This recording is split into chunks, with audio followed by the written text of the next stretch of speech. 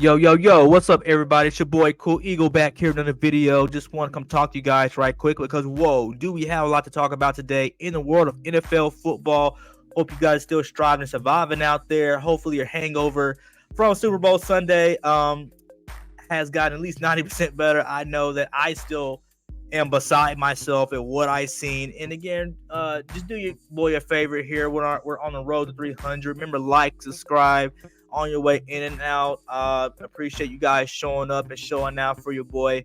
But man, talk about the Super Bowl, right? Because I'm sitting there, like before kickoff even happened, I'm thinking to myself, if the San Francisco 49ers don't come out of this first half, because obviously we know the struggles of the Kansas City Chiefs offense, like throughout the season, leading in drops.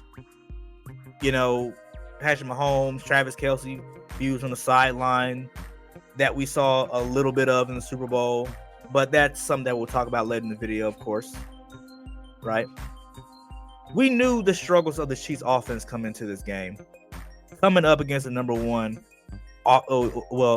defense in the league in the San Francisco 49ers, with stars like Fred Warner, Dre Greenlaw.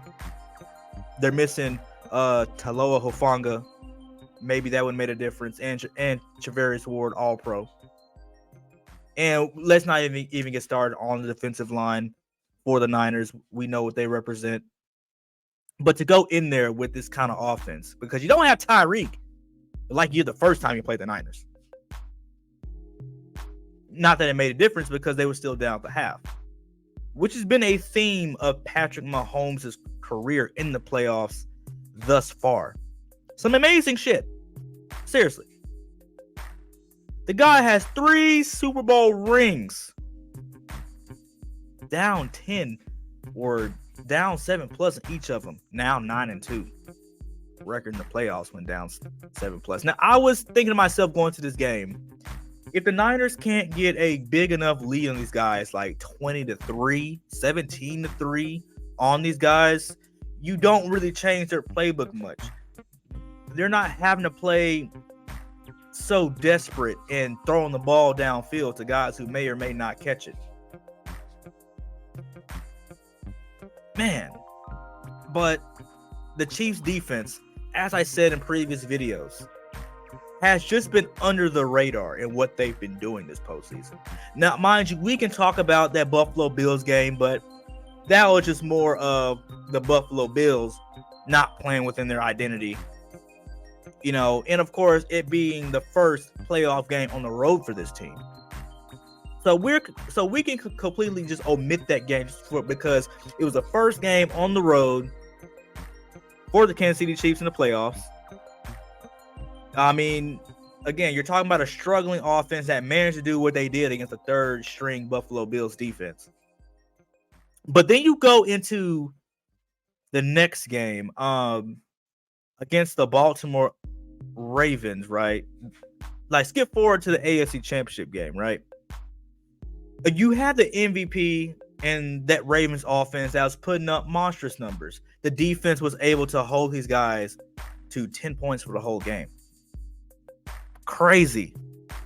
Now, both defenses in the game were playing just as well as both teams' defenses were playing in the Super Bowl, because this game was very, very close. Like, this game was honestly starting to remind me the Super Bowl.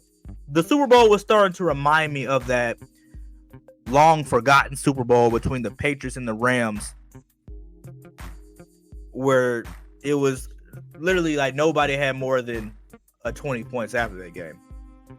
Something crazy. Something that hasn't been done in forever during the Super Bowl era. And this game was starting to remind me of it, because you just couldn't have continuity on either side of the ball. Brock Purdy doing what he's doing, but it was a key plays by stars on that Kansas City defense. Chris Jones, who's probably going to be a Hall of Famer for what he's did in these Super Bowls. Like, whether you want to say he was unblocked or not, the way he was able to get Brock Purdy to throw off his back foot And Trent McDuffie. God damn, Trent McDuffie. They're going to be talking about him next year for sure. I mean, they're already talking about him this year, but what he did in the Super Bowl, got to give him his kudos for that. He had like 4 or 5 pass deflections. And it seemed like the 49ers were just testing McDuffie, and he was passing it all with flying colors. Like, he already had the answers. That defense on both sides of the ball, because Patrick Mahomes was playing like a game manager for the first 3.5 quarters, and then that last 5-6 minutes is when we really, really start to see why he's the GOAT of this generation. In this generation, because we know of previous generations in all time, it's Tom Brady. But of this generation, Gen Z, millennial, well, late millennial, it's Patrick Mahomes. And instead of hating on this greatness, we should be appreciating this. Because how many times are you going to see this in the lifetime?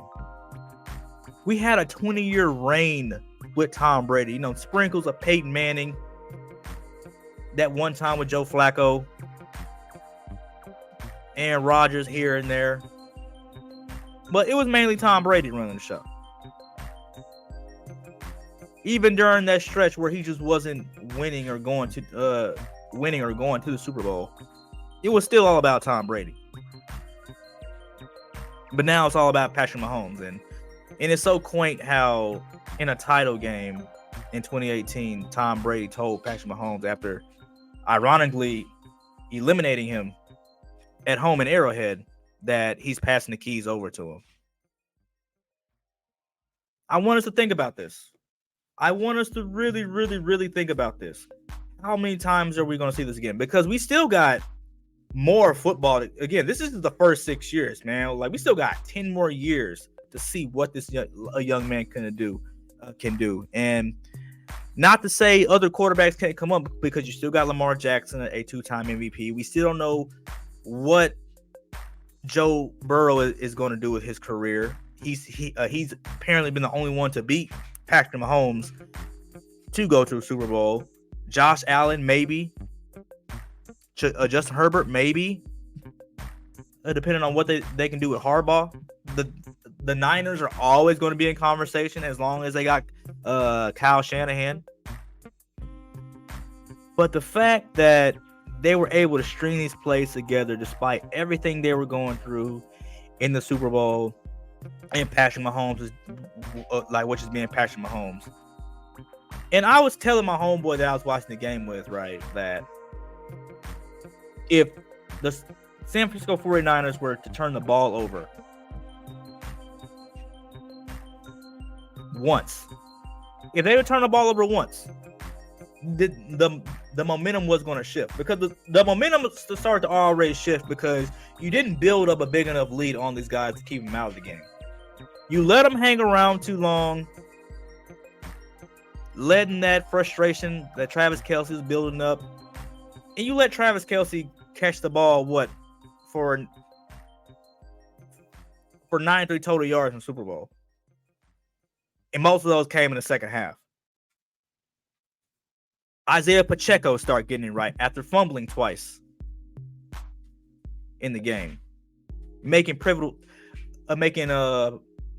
runs, doing something that the Kansas City Chiefs defense was keeping the San Francisco 49ers from doing, which was running the ball.